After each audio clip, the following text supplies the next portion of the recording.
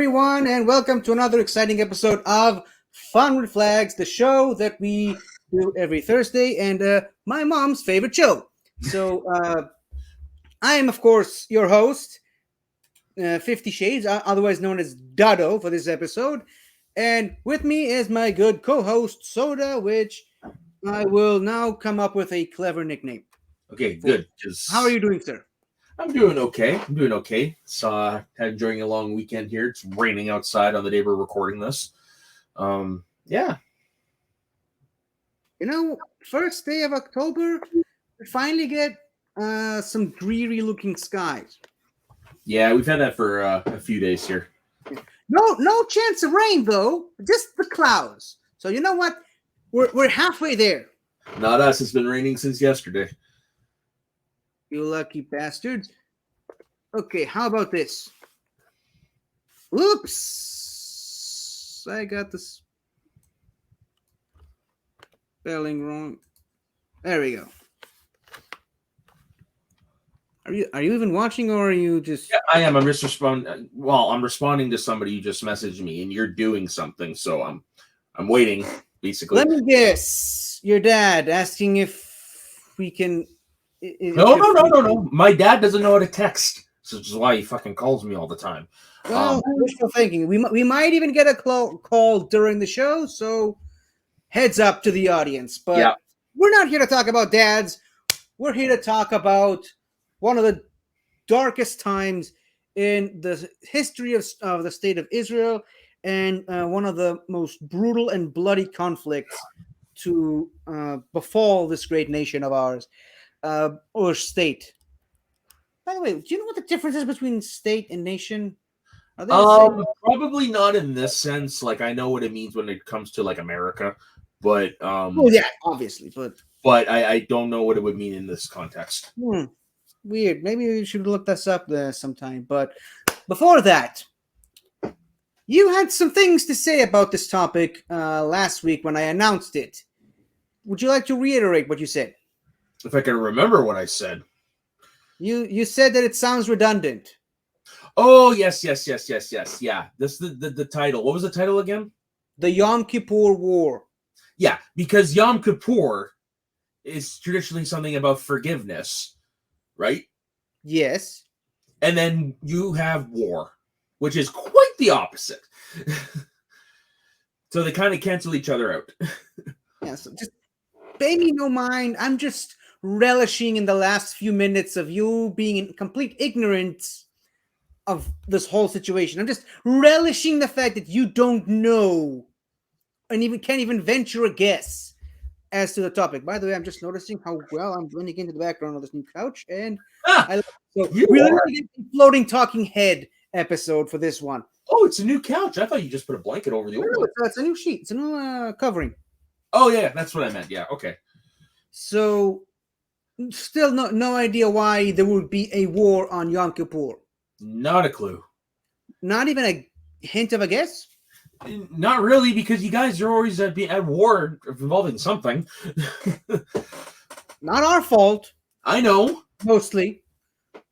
So, to explain such a thing, allow me to take you back, as we usually tend to do whenever we're talking about historic topics about my side of the world.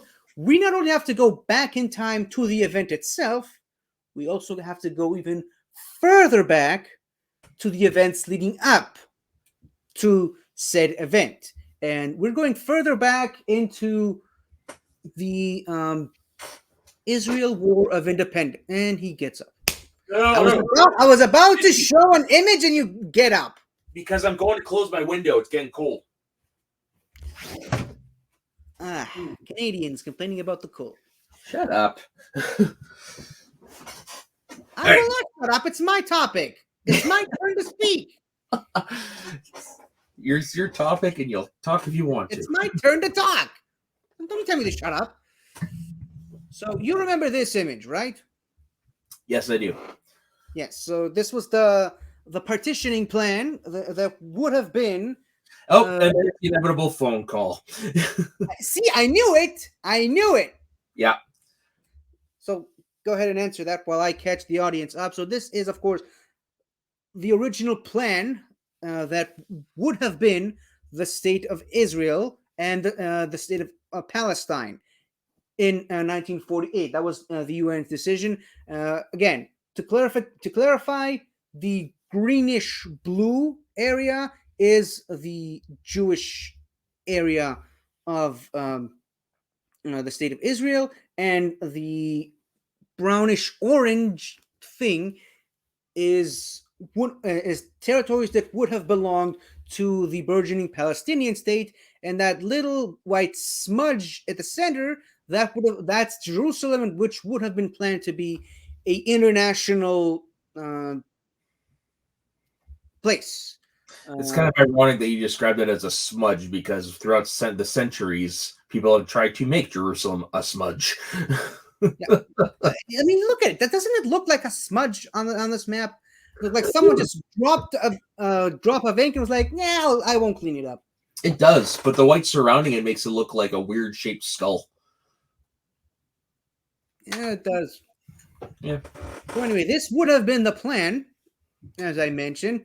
However, as I've also mentioned in episode 1 of this show, well, the Palestinian Jews rejoiced and were happy about it.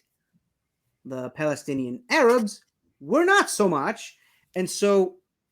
Oh, I thought you were raising your hand for a question or something. No. I And was so, and so simulating your this, choice. I understood that. You didn't need to interrupt me again. So, the Palestinian Arabs went to war against the Palestinian Jews at the time, and they were allied by 5 or 6 countries, as seen in this picture right here.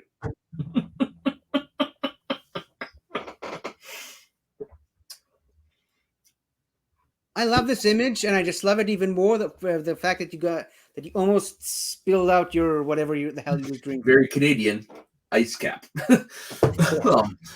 Jesus, that's hilarious.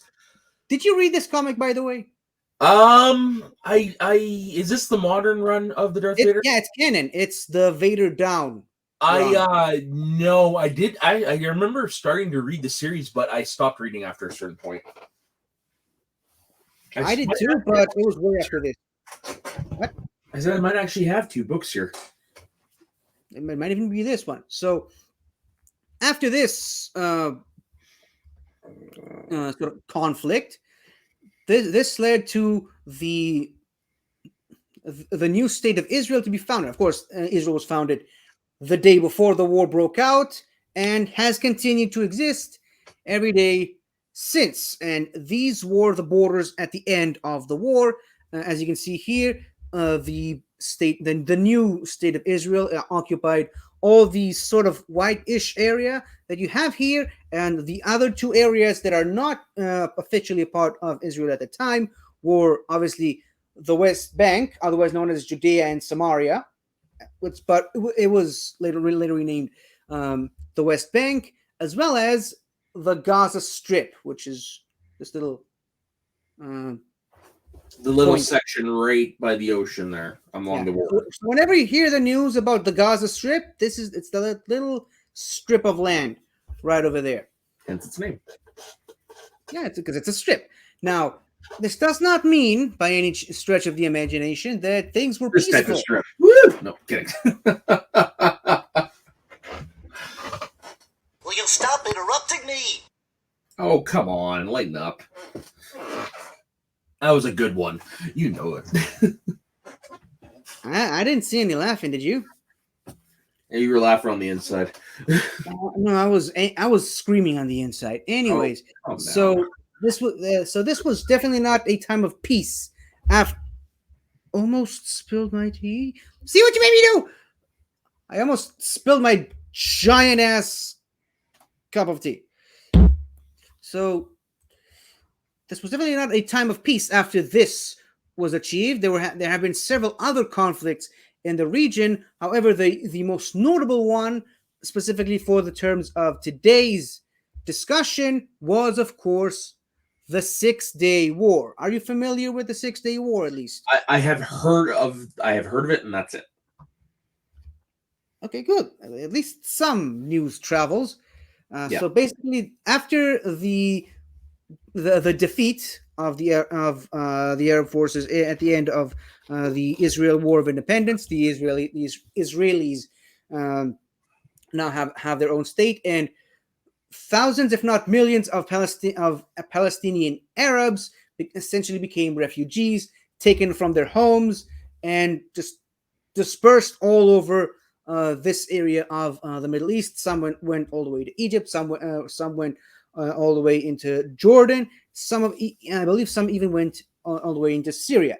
And after 19 years of this, some of the Arab nation leaders decided to put a stop to it and reclaim this region that would have been Palestine, except completely ignore the UN partition to give some of it to the Jews. They were planning to wipe out the Jews completely and give this entire land to the Palestinian refugees that have been occupying their country ever since. And so this led to the president of Egypt at the time, President Gamal Abdel Nasser, and the king of Jordan, Hussein, as well as hold on, as well as the current leader of Syria at the time, Salah Jadid, to devise a plan to strike Israel from three fronts: from Egypt, Jordan, and Syria, which then, of course, led to a war between these three nations, plus a little bit of help from some of the other nations in the area, most notably Iraq, Lebanon, and Saudi Arabia. With me so far? Mhm.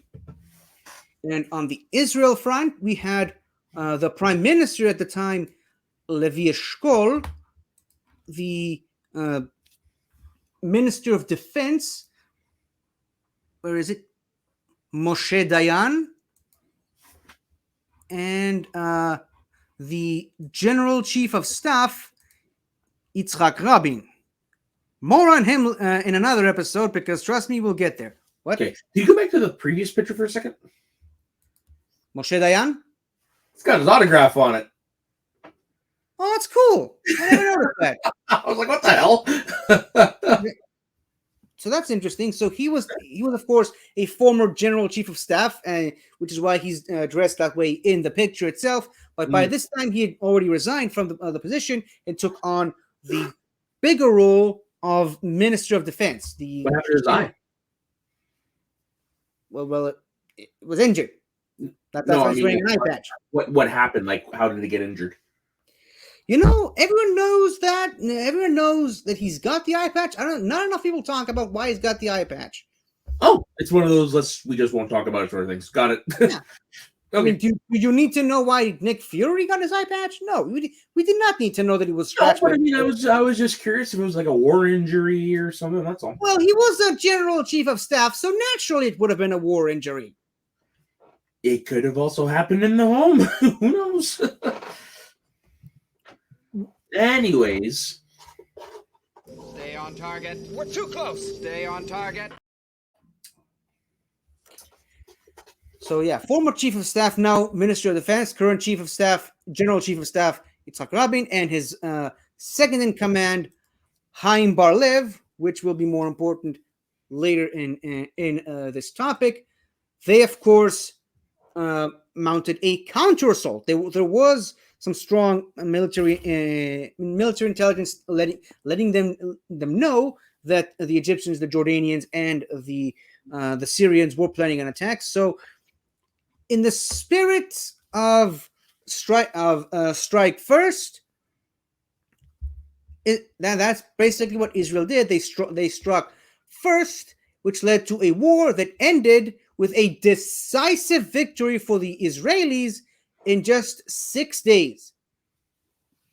So, hold on. I've got some. It was a literal 6-day war, unlike other similar title wars that happened. Yeah, like the 100 Years' War, which actually lasted 116 years.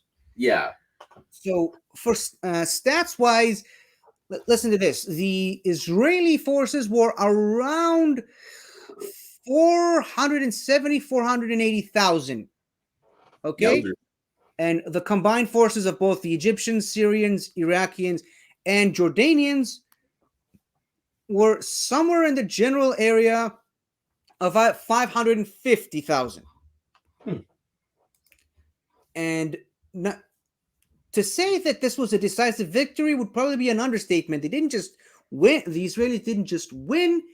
They, pardon my French here, they kicked some ass in this war. And Right not only on. that, they've managed to triple the landmass of the state of Israel at that time, conquering 4 major points, most notably the Golan Heights at the top, which also contains the highest mountain in the state of Israel, the Mount Hermon, which is also the mountain that essentially feeds the Sea of Galilee, the main source of water to Israel, as well as the West Bank, as you can see here, the what used to be called, what's generally known as Judea and Samaria, otherwise known as the West Bank, as well as the Sinai Peninsula, which of course includes the Gaza Strip over there. Now you see the Sinai Peninsula. This is a major part of Egypt. This, or rather, was a major part of Egypt at the time. And if you can kind of tell this little red mark over here, Yep. this is the Suez Canal. Are you familiar with the Suez Canal? Yeah, I definitely heard of the Suez Canal. You know what it's for? A water source. I'm actually not that sure. No, not exactly. Basically, the Suez Canal is a way to cross from the Mediterranean Sea down there into the Red Sea, which of course then leads to the Indian Ocean. So Gotcha. for trade, I wish I had a world map, but for trade reasons, if certain countries from Europe, particularly East Europe, wanted to trade by ocean, means with the East, up until that point, they needed to go all the way around Africa, which, as you know, is massive, all Mhm. the way just to reach the Indian Ocean, a journey which would have taken several months. And so the United Nations decided on a plan to dig what's known as the Suez Canal between where the Sinai Peninsula connects with Greater Africa itself, as a sort of a way for ships to cross through and sort of give them a massive shortcut. And I'm pretty sure, if you remember, that's where that cargo ship got stuck a few years ago. Oh yeah. I remember hearing about that. So that's more or less where it got stuck, Okay. the Suez Canal. So you can tell that that's a very vitally important Important, strategic landmark. And if you look over again at the Golan Heights, which I mentioned, which of course houses Mount Hebron, the mountains actually got very big significance to Israel because I don't know if you knew, but the Sea of Galilee is the main source of water for all of Israel. That's why it was such an important part of Israeli culture up until a few years ago. That the main source of water comes from rain that falls into the Sea of Galilee, which is then distributed all over the country. Now, the Mount Hebron, it snows there in the winter, if we're lucky, and then all this heaps of snow eventually melts and runs all the way down to the Sea of Galilee, which helps bring it up a little bit. Okay, Didn't now, know that, but it doesn't surprise me. yeah, not every country in the world can just use water whenever they want to, right? Well, no, like ours, like for our oceans, our rivers and stuff, ours comes from mountains too. But we've just got a lot of mountains. Yeah, and you have a lot of water. Yeah. Not this country. So at the time, before the 6-Day War, there was a plan. Can't remember the exact name of it at the moment, but there was a plan to build this country-long distributor of water that would take water from Sea of Galilee and distribute it all over into other areas of the country to make water flow much easier to every house and every place of agriculture. And the Syrians were planning to sabotage the construction of this very important distribution plan, Naturally. which eventually that's what led to the 6 Day War. So there was like warnings from all sides. There were warnings that the Egyptians were moving their forces into the Sinai Peninsula. There was the sabotaging of the construction of the distributor. There was some intel chatter between all these Arab nations. So the people of Israel knew that they were heading into war. Like this didn't just come out of nowhere. This wasn't an unprovoked attack. It was a well-known thing. It was expected. Yeah, it was expected. It wasn't like the Spanish Inquisition. It was expected. The reason why I'm harping on this point as much as I am is because it's going to come into play much later. So yeah, the preemptive strike actually succeeded, and you know what? The entire battle, the entire 6 Day War itself, could be a complete topic on its own for another episode. But I think we've covered what? It's a topic within a topic. It's a topic within a topic. So I think we talked about this one well enough. And following the undisputed success of the 6 Day War, the Israeli state, the much larger Israeli state at the moment, was on a high note. They were on cloud 9, as they say. They were. This was again a bigger victory than the War of Independence itself. Holy shit! Put this in perspective, because not only we won despite being hugely outgunned and outnumbered, we also got to triple the size of the country. And the Sinai Peninsula, it's in and of itself, is also very significant because it's got huge strips of land for real estate, for tourism, and even more importantly, oil, which, as you know, was very, very important to the world at the time, and still very, very important today. So, and this whole area was rich with oil underneath the surface. So that's why it was such a big major victory. How do you feel the Arab nations felt at the time? They were probably just a wee bit miffed. I mean, you're putting it lightly. They were humiliated. They were embarrassed. They were pissed. Okay, and they vowed revenge eventually. Which, of course, several years later, 1970, saw two major political changes. The president of Egypt, which we mentioned earlier, not this guy, sorry, my bad. President Gamal Abdel Nasser was replaced by Anwar Sadat. And the new leader of Syria was Hafez al-Assad. Have you at least heard of him? Like, he was a Nope. back in the day. A head that's shaped like megamines. Yeah, he's got a pretty big forehead. Yeah. But besides, aside from insulting the guy's looks, Sorry. you never heard of Assad? I can't say I have, no. Not even his son? What's his name? Hold on. Assad. Bashar al-Assad. Never heard of Bashar al-Assad? I can't think of a reason why I would have heard of him. Well, you're only Canadian, so you're familiar with all the shit that went down a couple of years ago in Syria and stuff. Yeah. That was his son. That was Okay. Bashar al-Assad. He was the leader of Syria, and he basically did all the mass slaughter of Syrian protesters. Which, Well, screw him. Screw them both, because his father also did it Ugh. to Syrian people. Seems like they have a way with things, but in any case, so they are now in charge of their respective countries, Egypt and Syria. Now, tangentially related, not specifically tied to the topic of today, but still kind of worth a mention. Please tell me you've at least heard of the 1972 Munich Olympics.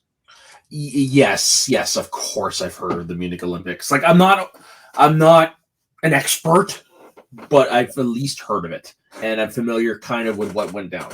Yeah, so pro-Palestinian terrorists infiltrated the 1972 Olympics, and which resulted, of course, in the hostage situation, which led to the death of 11 Israeli athletes in the 1972 Olympics. Yeah. So, again, like I said, not specifically connected to what we're talking, but it's worth a mention at the very least because it ties into, it just lets you know that things were not all well and good after this. And if anybody's curious, there is a movie on it. Yes, thank God we've got movies because otherwise, how else would people know about history? Well, here's the thing, though. That one I think people might have known anyways because of the Olympic part of it. True. But yeah, so things were not all well and good. A lot of pro-Palestinian organizations were still pissed about the 6 Day War, and it was kind of a well-known thing at the time, well known by some people at least, that there would be another war coming. There would be another assault. The Egyptians were moving forces to be very, very near the Suez Canal. The Syrian forces were Syrian government was also moving military forces. There was some Israeli intelligence gathered at the time that predicted a war. It's just it wasn't quite a sure set thing when the war itself would begin. Mm-hmm. By this point, the Prime Minister of Israel was the first woman Prime Minister of Israel, first and so far last, Golda Meir. You guys were still way more progressive than anyone else at that time. Well, we never had a black Prime Minister, so there. Okay. You know what? Come to think of it, this is even before Margaret Thatcher. So yeah, progressive. Yeah. For all the good it did us. So yeah. Golda Meir, first and currently only woman Prime Minister of Israel, and a woman so well known for her political standing that she was even referenced in an episode of Seinfeld once. Really? Yeah. Wow. Not necessarily in a good way, but she was at least referenced. How do you mind just elaborating on that a little bit? The gang were sitting at their usual restaurant, and they were just talking about which political leader is the ugliest. Oh, okay, gotcha. Like I said, not a very flattering mention, but a mention nonetheless. Okay, sorry, I thought they were like saying like she's a evil bitch. Like, sorry. No. So she was also the prime minister during the 1972 Munich Olympics, but that was far from the most notable thing she was known for. She was primarily known for being the prime minister during the Yom Kippur War, where there are some. This is where you enter the realms of guesswork and speculation, similar to Dumbledore and the sixth book of Harry Potter. If you'll allow me that reference, the week after the actor's passing. It's your topic. I'll allow you anything. I'll allow it. Yeah. Overruled. Sustained. No, I'm kidding. So there was some. It isn't a well-known thing that Israeli intelligence knew that there would be a declaration of war around Yom Kippur, the most holiest of days, and certain people in the political and military side have ignored it, which of course the responsibility falls on the heavy head that wears the crown, which at that point was of course Golda Meir. And from most accounts that you'll know, most people who would tell you about the time, most people who are still alive that will tell you about that time, is that they would say, and of course I'm paraphrasing because exact quotes are not available at this point, but the response that Golda Meir had to the news and the warnings about the declaration of war was, why would they attack us on Yom Kippur? It's a holy day. It's where we're fasting. It's where we're at our weakest. Why would they attack us on this day? Well, Yeah, that aged beautifully, didn't it? no shit. So yeah, again, there are conflicting reports over whether or not she knew and decided to do nothing, whether or not someone else knew and decided not to report it. We're not going to get into that. These are just fly on the wall matters. The general accepted consensus is she knew. Innuendo. Yeah, the general accepted consensus is she knew about it and did nothing, saying, and again, I quote myself from earlier, why would they attack on Yom Kippur? Mm-hmm. Now, let's go back a little bit into our previous topic from my end. What do you know about Yom Kippur from everything that I told you last time? Well, basically, what it comes down to is it's a holiday where Jews who observe it go around and ask for forgiveness, no matter what it was for anything they may have done from the past year. That's basically the big takeaway I got from it. Yes. So it seems I failed to mention that this is also the single most important day of the year for the Jews. This is the holiest of holy days.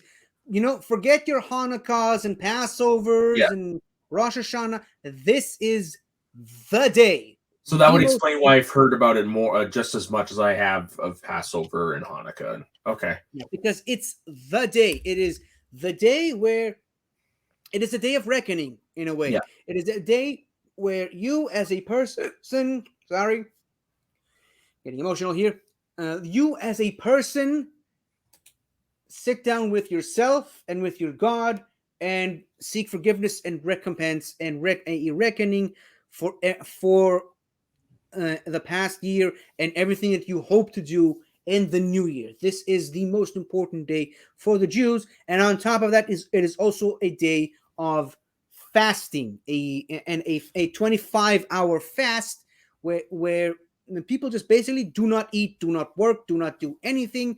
So naturally, a country like that would be vulnerable at this point. So I'm assuming all that fasting and stuff I've done is a way to like atone for something. Yes, to purify the soul. Yeah. Okay. Way, if you like. It's like a quote unquote cleanse. I hear you. Okay. Yeah. So on the Yom Kippur 1973 went into effect on October 5th, 1973 on midday. By late night early morning on October 6th, that was when the call to war happened. That is where Israel was attacked by a two-pronged attack from both Egypt and Syria. The rest of the Arab nations decided to sit this one out, but they did send help. This was mostly a combined effort from Egypt and Syria with help from Iraq, Jordan, Libya, Morocco, and Saudi Arabia, and were also supported by Pakistan and hold on, let me look for the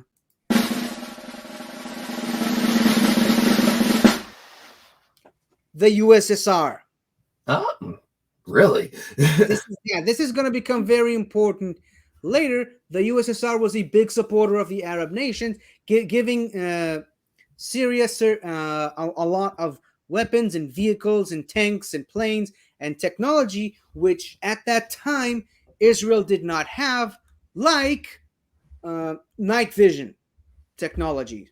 So that is what helped them make their attacks more successful, because they could have attacked during the night, where they could very clearly see, and the Israeli defenders would have been blind. Essentially, What? A good tactic. Yeah, a good underhanded tactic, but a good tactic nonetheless. Yep. Now, once again, we rejoin Moshe Dayan once again as the Minister of Defense and as Still with the eye the patch. what? Said still with the eye patch. Well, yeah, I mean, that kind of thing doesn't go away very, very easily. Well, by that point, they could have had glass eyes, you know. In the 70s, Yeah, glass eyes. Peter Glass Falk, eyes Columbo were- had a glass eye. who? Columbo had a glass eye, the actor who played him. And that was in the 70s. All right. But you know what? This sort of adds to a ruggedy look. So you can Yeah, I agree. It befits a former soldier. it befits a former general chief of staff. Now, of course, Moshe Dayan allegedly was another one of the people who were heavily informed about the declaration of war and did nothing. Again, allegedly, we're not going to get into that too much. Of course, the general chief of staff at the time was David Elazar, otherwise known as Dado, which of course is my nickname for today. And this also featured the return of Haim Bar-Lev, who came back out of retirement to join the fight once more. In this big, large cabinet, you can see Dado over there. You can see some of the other major important figures working on plans of attack. Now, like I said, this was a two-pronged war between Egypt and Syria. Egypt was striking past the Suez Canal into the Sinai Peninsula, and the Syrians were attacking the Golan Heights to hopefully both nations trying to reclaim the land that they lost the previous war in the 6-Day War. Now, it is often said that the first week of the fight was by far the worst, the most bloody, and the most devastating.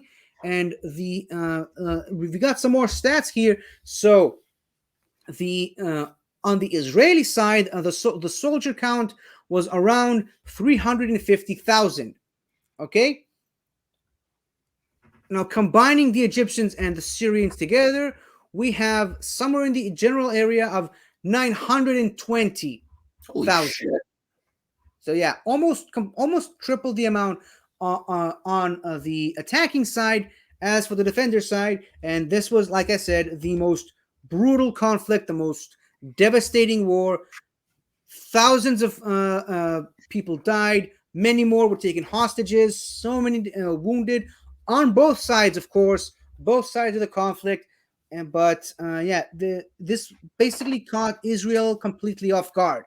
They were so drunk on their own power after the decisive victory of the 6-Day War. They were absolutely sure nothing could face them, nothing could go wrong, and they paid the heavy price for it, despite the fact that there were many warnings prior to this. There were many red signs. There were many red flags, particularly this one. That kind of let people know that, hey, wake up, something's going to happen. And yet certain people in the political and military side chose to ignore that. And well, now we know what happened. Now, of course, the main assault back on Egypt after the Egyptians have taken way too much land and got way too deep into the Egyptian side, the Sinai Peninsula. They were eventually pushed back, led by, at the time, Major General Arik Sharon, which of course would later become prime minister, and that is a whole conversation in and of itself. But yeah, he was kind of a rogue element, but his plans kind of worked. He planned on getting back at the Egyptians with everything that he had. Suffered heavy losses, of course, but eventually managed to take a big chunk of the Sinai Peninsula back. Got a lot of military prisoners of war at the time, which eventually the state of Israel released back into the Egyptians after President Anwar Sadat agreed to acknowledge the state of Israel as a sovereign state, because again, political intrigue at the time being what it was. Up until that point, the Arab nations all 21 of them, if I remember correctly, refused to profusely to acknowledge the state of Israel as its own sovereign state. They referred to them as the Zionist entity. They were the conquerors. They were the illegitimate rulers of the region. They did not recognize them as a state. They were the Some enemy. What? They were the enemy. Yeah, they were the enemy. Some of them still to this day refuse to acknowledge the sovereignty of the state of Israel. Now, of course, after a bit of negotiation between Golda Meir and the um, foreign minister of America at the time, Henry Kissinger, eventually this led to a bit of a ceasefire between Israel and Egypt, where by the end of it, Anwar Sadat agreed to acknowledge the state of Israel in its sovereignty in return for the safe release of the Egyptian prisoners of war, which were at the time well fed and well watered and well looked after. Something that cannot be said about Israeli prisoners of war by the Egyptians and Syrians at the time, but we're not going to get into that. So this was a massive, massive blow to Israel's ego. This was a massive blow to Israel's morale. This was a massive blow to Israel as a state. And one of them, of course, we mainly talked about the Egyptian side of things. On the northern side of things, things were not looking all that well. And this was kind of going to be the main topic, but I decided to include the rest of the war as well. But in the northern side, the Golan Heights, we have somewhat of a miracle that happened, very similar to the miracle of Hanukkah, which we will get to in a couple of months on this show. But we now have the Battle of the Valley of Tears, which I have to admit sounds way cooler in English than it does in Hebrew. But What does it sound like in Hebrew? Emek Abacha. Definitely sounds better in English. Yeah, it definitely sounds better as the Valley of Tears. This was a massive, badass, full frontal assault by the Syrians. It could actually make for a good movie title, by the way. But it doesn't even sound like a Doctor Who episode, The Valley of Tears. Mm-hmm. But yeah, so this was a massive full frontal assault by Israeli tank forces and planes.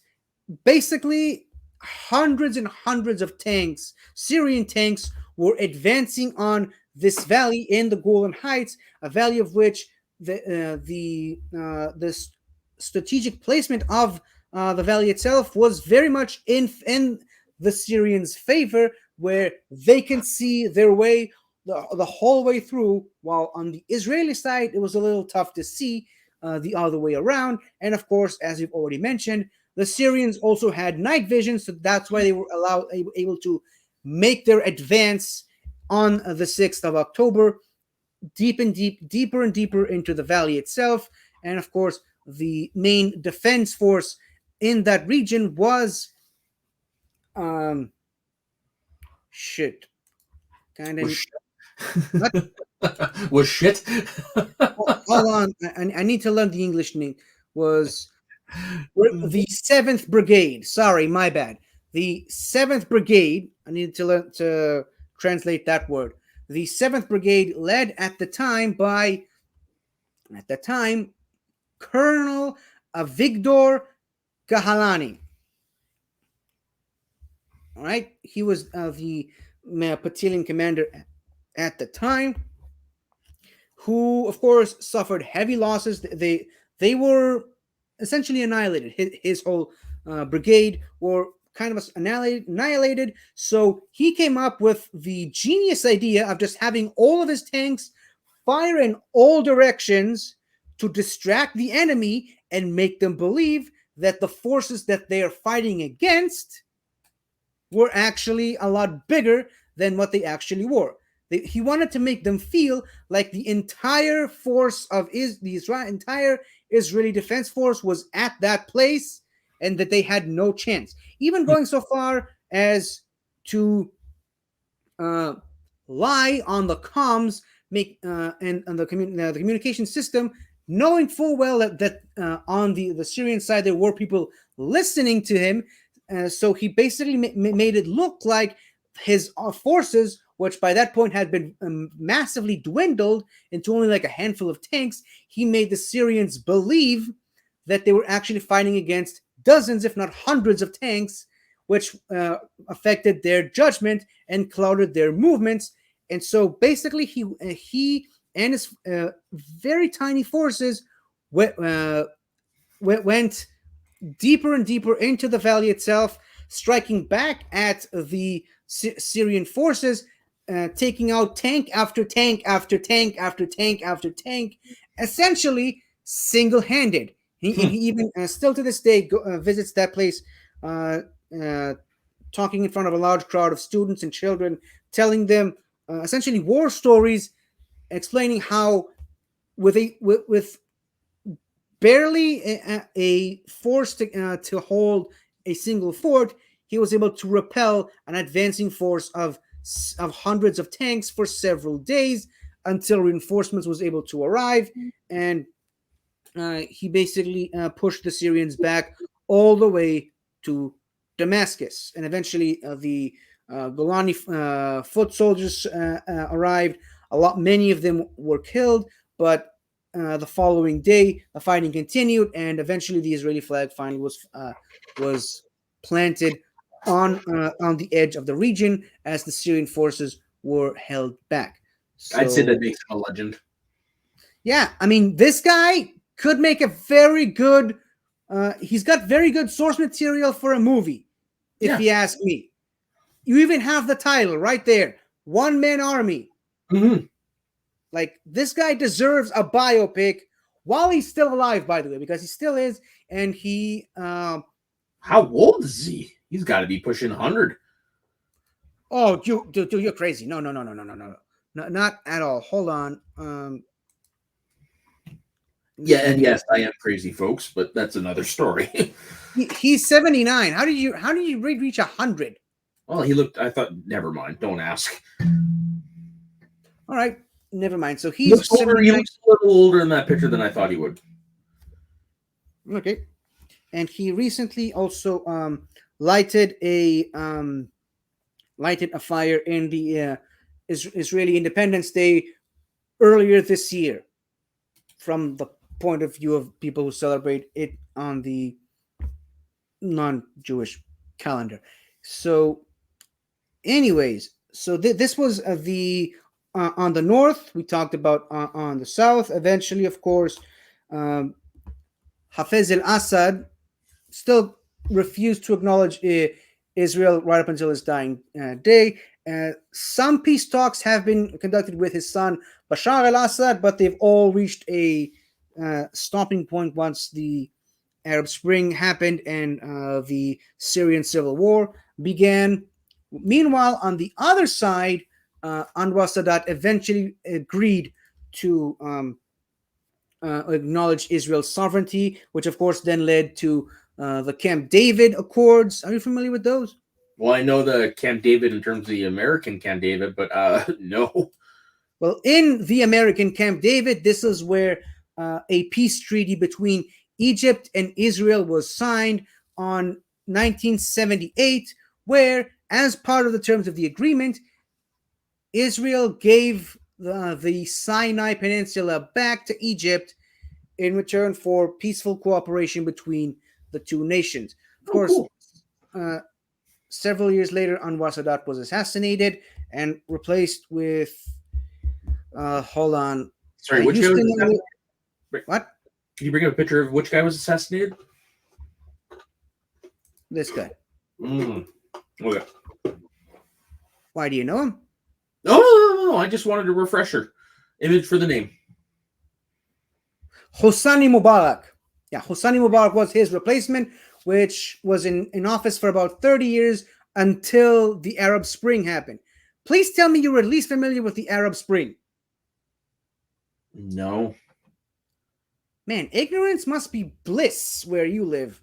As if you know everything that has happened over here. I know enough, but I mean, this was a massive thing back in the 2010s. Uh, no, it wouldn't. I did not penetrate my bubble. All right. Well, you continue to live peacefully over there on your side of the world, and yeah. So meanwhile, in Israel, still to this day, the Sinai Peninsula is still under Egyptian jurisdiction.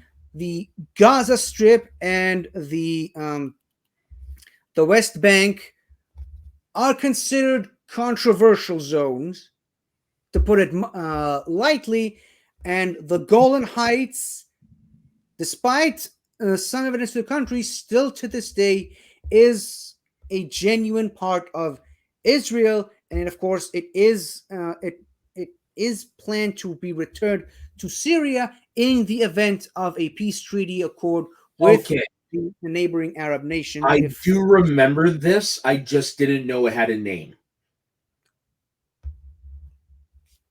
so, now that you've had time to look this up, No, I haven't looked it up. I was just listening to you, and it kind of jogged my memory. I do remember that there was some shit going down over there during that time. I just didn't know it had a name.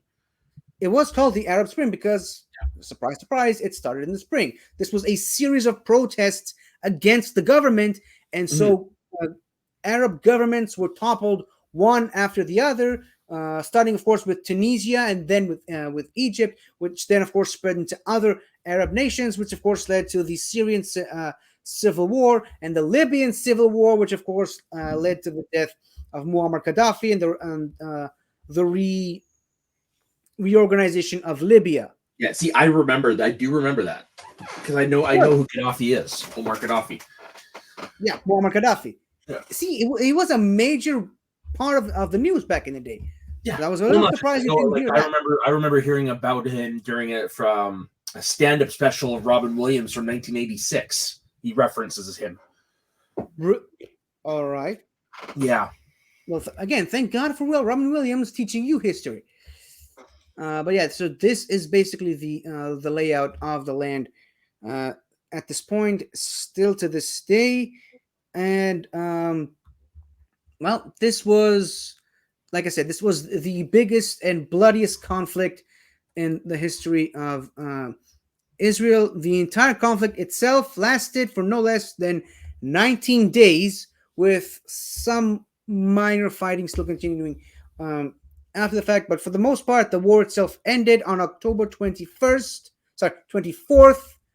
1973, 19 days after the Yom Kippur itself began. Now, again, going back into some stats, we have here on the Israeli side 2,689 dead, 7,251 wounded, 294 captured, and the rest is just vehicles. It doesn't matter. Now, as for the combined Arab states, somewhere in the area of 20,000 dead and 35,000 wounded. So almost 10 times as much. So That's a lot of people. Yeah, a lot of people, and for what? I ask you. For nothing. Yeah, for nothing. So this could all have been avoided very, very easily. And well, war is hell. What can I tell you? So yeah. I suppose the number of casualties just goes to show you that if you hit us, we hit back 10 times full. Well, yeah, after all these years and centuries, you guys know how to fucking defend yourselves. Yeah. We kind of had to. And this is, of course, the war decoration for people who fought in the Yom Kippur War. Nice. Still adorned by some people today. There are still people alive today who have fought in this war. As a matter of fact, my grandfather fought in that war, and it's one of the worst memories that my mom still to this day carries with herself, that they were in Yom Kippur in a synagogue on a bright sunny day during the Yom Kippur prayers, 4 years old, my 4-year-old mom, suddenly the siren sounded and her daddy was gone. Like 4 years old, she had no daddy, and she had no idea what happened to him. Where did he go? And what was he doing? He went off to fight in the war. Thankfully, he returned, but still, countrywide, the cost was very high. Yeah, no shit. Now, the last thing I want to bring up here is that earlier this year saw the release of a movie, a biopic about Golda Meir called Golda, featuring Helen Mirren as the titular prime minister. Really? Yes, came out about August this year. And it also features a handful of Israeli actors playing, of course, David Elazar was played by Lior Ashkenazi. Dvir Benedict, he played the head of the Israeli intel. And I can't remember who played Moshe Dayan. I'm pretty sure it wasn't an Israeli actor, but yeah, we also have Liev Schreiber as Harry Kissinger. So I definitely highly recommend watching this movie. Again, it depicts certain things not in the right way. For one thing, it kind of suggests that Golda Meir said that Yom Kippur was the perfect time to strike, where in reality, some people would disagree that she actually believed that before it started. It sort of suggests certain things about the people who were involved, and these certain things are the things that us lonely people, would never know. It was, like I said, the fly on the wall conversations.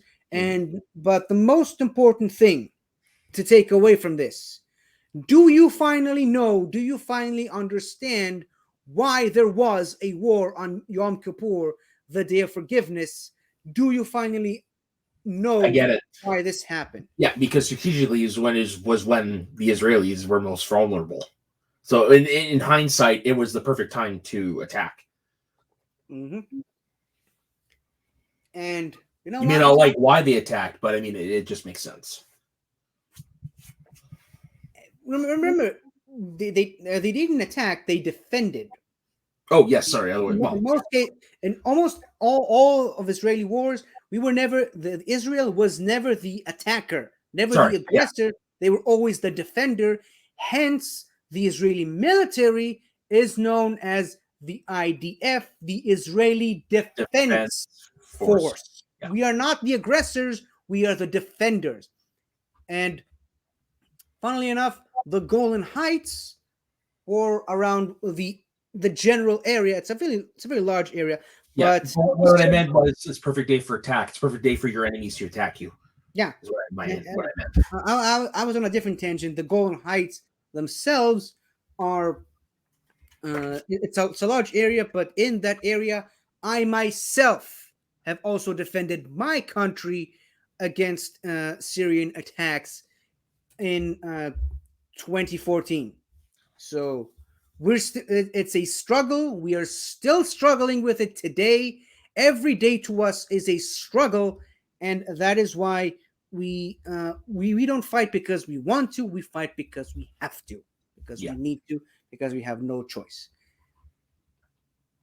So on that note, what's your topic for next week, Mr. Soda? So last week kind of got me in a little bit of a nostalgic mood. Naturally, hockey kind of gets me to me like that. Oh, great, hockey again. It is, but it's from a different perspective this time, though. What perspective do you have for this sport? You guys take pride in surviving. We take pride in hockey. Fuck off. All right, fine. Get out of here with your war on ice, a miracle of ice. I just showed you what a real war, what a real miracle looks like. This is going to be the golden goal and my experiences during the 2010 Vancouver Olympics when I lived down there. So, like I said, it's hockey from a different perspective. This time, I was actually there to witness a lot of it. I mean, I just told you about a war that I actually got to participate in. There you go. Telling me about a hockey game that you got to see. Yeah, This one is my favorite. When I think about what it means to be a Canadian, this is the moment that I think of because I was down. By the way, just saying. Sorry. I'm not. Well, I'm not walking off. I just need to turn on the air conditioner because I'm dying up here. Yeah, no worries. No, this is my favorite moment as a Canadian because when Sidney Crosby scored the golden goal, I was downtown Vancouver at Robson Square, surrounded by thousands of my fellow Canadians, watching as Team Canada got the final gold medal of the Olympics. Like it's just one of those moments where I'll never forget it till the day I die. I could get Alzheimer's. I doubt I'll forget that moment. Well, let's hope we don't come to that. But I'm just saying, like, it's just a fond memory, and there's a funny story I like to tell that involves that goal that I will tell when we do the episode. But yeah, just being down, living in Vancouver during the 2010 Olympics was quite the experience. Okay. Yeah. So, like I said, hockey from a different angle. Hey, hockey again. Yeah. Oh yeah, this is the image of. I wanted to bring this up. This is the image of the golden goal, just after they score. Yeah, and plus that means I get to rewatch the hockey game. I haven't watched this hockey game since it happened, so I'm actually curious to see on the broadcast if you could see where I was standing. If you can, screen grab it and put it in 100%. I might. I don't know if I'll be able to see myself, but I'll definitely be able to find where I was during that time. Is this like a John Schnepp situation where you really have to squint and you can't see the guy's face? It might be because I do remember what sweater I was wearing that day. Okay. So it might be. All right. So plugs. Yes. You first. All right, so you can find me on my personal Instagram and Twitter at soda_the_saxman. You can find me over here in the Northern Entertainment Group doing a whole bunch of wacky stuff with 50 as usual, sometimes discussing our countries, sometimes flying aboard the TARDIS. And you can also find me over at my not my personal, but my wrestling channel that I have with my buddy Dagan, So Dagan Wrestling. We just go live whenever we want to, and he posts a lot of stuff, shorts and whatever, vlogs from the many wrestling shows he gets to go to, so check that out. And you can also find me still proudly defending and representing my country on Fun with Flags every Thursday and every Monday on The Greatest Show in the Galaxy, as well as on my own YouTube channel, 50 Shades of Geek, where I do weekly reviews of every single Doctor Who episode from 1963 all the way up to 2022. And also all of our other shows, or channels, I should say, from the wider Benverse at large, the aforementioned So Dagan Wrestling, as well as Something to Talk About, which just recently crossed 500 subscribers. So go over there and show Taco some love. Galaxy Geeks, Multiverse of Geekdom, Movie Lovers Unite, Midnight Cinema, 8-Ton Reviews, and of course, In the Front Row, which is still pictures on this thumbnail. And sometime soon, not sure when, I need the confirmation from Frenchie, but we're moving all the videos that we did from on another channel over to this channel of Pokemon Finity Infusion Generator Insanity, or whatever the hell he decided to call that, where we take two Pokemon and merge them together to create a new one. It's insanity, it's crazy, and it's fun. I love it. So go ahead and check us out over there when it drops on this channel. And always remember, folks, always remember that my mouse hates me, but also that we are doing this for the love of this guy, without whom we wouldn't be here, without whom none of these channels would have existed. So, without whom me and 50 would have never met. Yeah, he was our war hero. He was our Victor Kahalani. He was the glue.